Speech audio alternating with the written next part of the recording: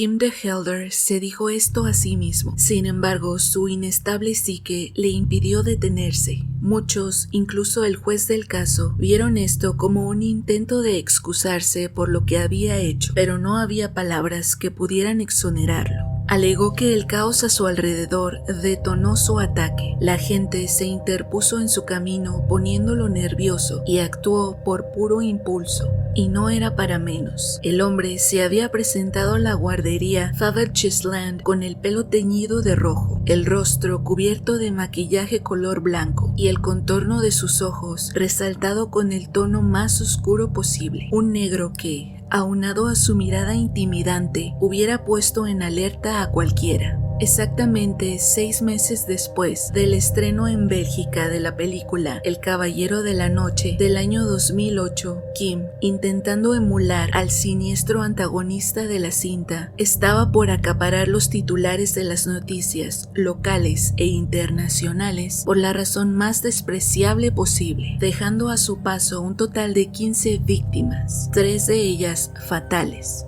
Ese día, alrededor de las 10 de la mañana, Kim, de 20 años, se escabulló sin problema a través de una de las puertas laterales del centro infantil que no estaba asegurada. En el edificio se encontraban 18 niños de edades por debajo de los 3 años, así como 6 cuidadoras. Era la hora de la siesta, por lo que los pequeños estaban siendo recostados en las cunas. Una vez dentro, en la recepción, 2 de las trabajadoras lo miraron con cautela ante la excentricidad de su atuendo, y antes de que pudieran cuestionar el motivo de su presencia, Kim rompió el silencio diciendo en voz alta que estaba allí para preguntar algo. Sin esperar la respuesta de las mujeres, sacó de entre su ropa un cuchillo de 30 centímetros, causando que la mirada expectante de ambas se tornara temerosa y provocando que su corazón se acelerara. El pánico se hizo presente cuando una de ellas trató de desarmarlo, resultando herida durante el forcejeo.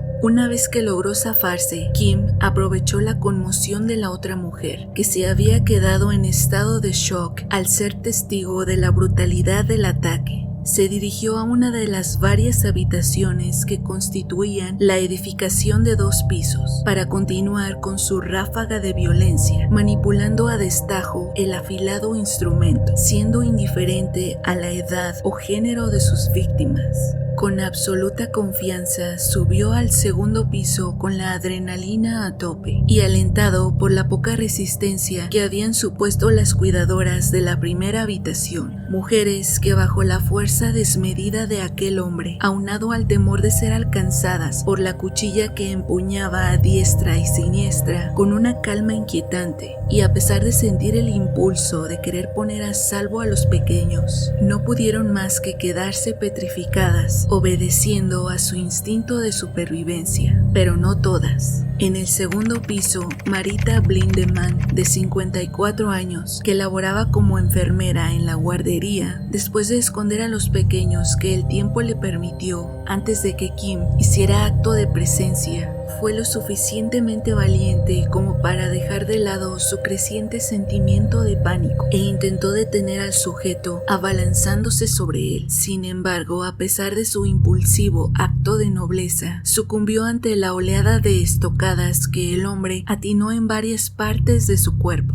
8 minutos bastaron para causar estragos irreparables, y Kim, como el depredador que era, huyó del sitio desvaneciéndose como una sombra en la oscuridad. Entre los heridos se encontraban 2 adultos y 10 niños, muchos de los cuales requirieron ser sometidos a cirugías plásticas para reparar el grave daño que aquel hombre les había infligido sin razón aparente. Entre las 3 víctimas fatales se encontraban un menor de 6 meses y Marita, una de las cuidadoras. Ambos fallecieron en el lugar, y otro pequeño más, de 9 meses, en estado crítico, logró ser trasladado al hospital. Sin embargo, los médicos no lograron estabilizarlo y murió pocas horas después. Una vez que la policía fue notificada, montaron un operativo para localizar al perpetrador, al que algunos testigos habían visto dispuesto a huir del lugar en una bicicleta. El tiempo era crucial y cada minuto que pasaba, la ventana de oportunidad para ubicarlo se reducía considerablemente.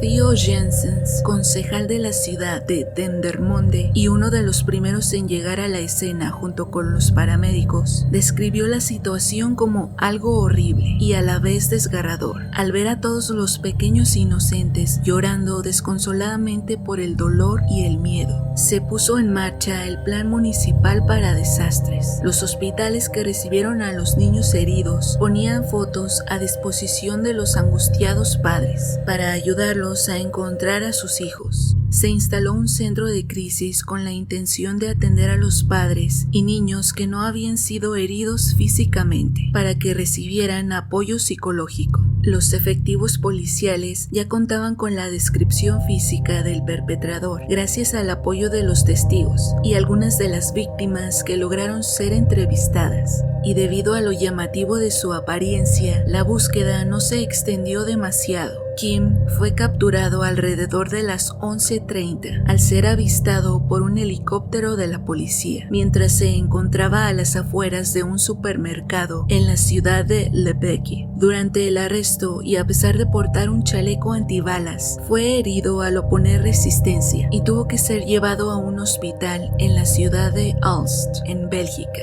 Se rehusó a hablar y a comer durante 3 días, pero eso no detuvo los avances de la policía. Al registrar sus pertenencias, los oficiales encontraron 3 cuchillos, un hacha y una pistola falsa, además de un trozo de papel en el que se enlistaban los nombres de 3 guarderías más, ubicadas en la ciudad de Dendermonde, con lo cual se presumió que tenía planeado extender su ataque. Después de su detención, la policía solicitó una orden de registro para revisar el apartamento de Kim, decorado al más puro estilo gótico, donde en cada objeto, prenda y demás elementos predominaba el característico color negro. Sin embargo, eso no fue lo que llamó su atención. Al fondo de la habitación donde dormía el hombre, se encontraba una tabla de madera con forma de silueta humana, con marcas de puñaladas, evidenciando que sus acciones habían sido premeditadas y el improvisado muñeco le servía para practicar sus movimientos. A la luz de su arresto, los detectives vincularon a Kim con un asesinato ocurrido 6 días antes del ataque a la guardería. Una mujer de nombre Elsa Van Remdonk, de 73 años, fue hallada muerta en su casa y con heridas de arma punzocortante en varias zonas de su cuerpo. Kim la había engañado haciéndose pasar por un inspector de calidad de agua para poder ingresar al domicilio. Su deceso fue debido a la pérdida hemática, pues la mujer se encontraba sola en su hogar.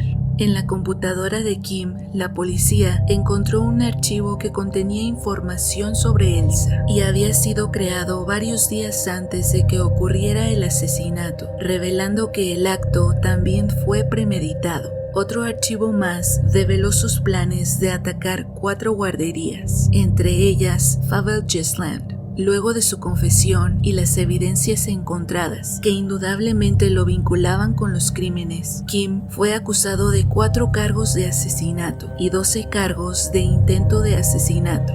El 25 de enero de ese mismo año se llevó a cabo un memorial masivo al que asistieron aproximadamente 6,000 personas en una marcha pacífica y silenciosa a lo largo de la calle donde se ubicaba la guardería, cuya parte frontal del edificio se comenzaba a llenar de cientos de arreglos florales y animales de peluche. Durante el juicio, la fiscalía se refirió a Kim describiéndolo como un asesino serial sin escrúpulos, egocéntrico, manipulador, arrogante y sádico, señalando que su plan era acabar con la vida de todos los niños que ese día se encontraban en la guardería. Sin embargo, el hecho de haber ignorado que varios de ellos se ocultaron había impedido que llevara a término su retorcido propósito. El argumento central manejado por la defensa durante el juicio giró en torno a la estabilidad mental de Kim, quien, a pesar de haber admitido ser el autor intelectual y material de los asesinatos, alegó que sufría de una enfermedad mental que había afectado su juicio previo y durante la comisión del crimen, y que por lo tanto debía ser enviado a una institución psiquiátrica y no a prisión. En conversaciones privadas con su abogado, Kim le reveló el historial de episodios depresivos que había experimentado durante su adolescencia, alrededor de los 15 años, confesando que escuchaba voces en su cabeza, motivo por el cual sus padres lo llevaron con un psiquiatra con la intención de que fuese internado para su tratamiento. Sin embargo, esto no ocurrió debido a que el profesional consideró que no era necesario ingresarlo y en su lugar le prescribió algunos medicamentos, pero el joven se rehusó a tomarlos y engañó a sus padres haciéndoles creer lo contrario. En los años posteriores, Kim tuvo problemas para encontrar empleo. 3 meses antes de la tragedia, se había mudado a un apartamento para alejarse de la tensa relación que tenía con sus progenitores, y debido a que sus ahorros disminuían con el paso de los días, en ocasiones restringía su ingesta de alimentos para ahorrar y poder pagar el alquiler. Las personas que llegaron a conocerlo lo describían como un chico que se inclinaba por complacer a los demás, señalando que era muy inteligente, particularmente en la asignatura de matemáticas. No obstante, por lo general mostraba desinterés por socializar, probablemente debido a su timidez. En ocasiones se comportaba de forma inmadura y tenía gustos que algunos consideraban excéntricos. Vestía siempre de negro, con el cabello largo y teñido del mismo color, aspecto que le acarreó una serie de apodos, pero pese a las burlas, nunca mostró un comportamiento explosivo y en cambio ignoraba a quienes lo provocaban. En un acto de solidaridad, renunció a su empleo 2 días antes de la Navidad del 2008 como protesta porque uno de sus compañeros había sido despedido. Gradualmente comenzó a cortar lazos con los pocos conocidos que tenía y eventualmente se alejó de todo contacto humano. Kim testificó durante el juicio en favor de su defensa y dijo lo siguiente: tenía planeado matar a tantas personas como fuera posible, pero una vez que entré en la guardería cambié de opinión y me di cuenta de que no era algo bueno, pero la gente se interpuso en mi camino y entré en pánico. A esto agregó que luego de entrar había intentado salir por la misma puerta de acceso, pero esta se encontraba con un sistema especial a prueba de niños, y una vez que se cerraba desde adentro solo se podía volver a abrir con una llave.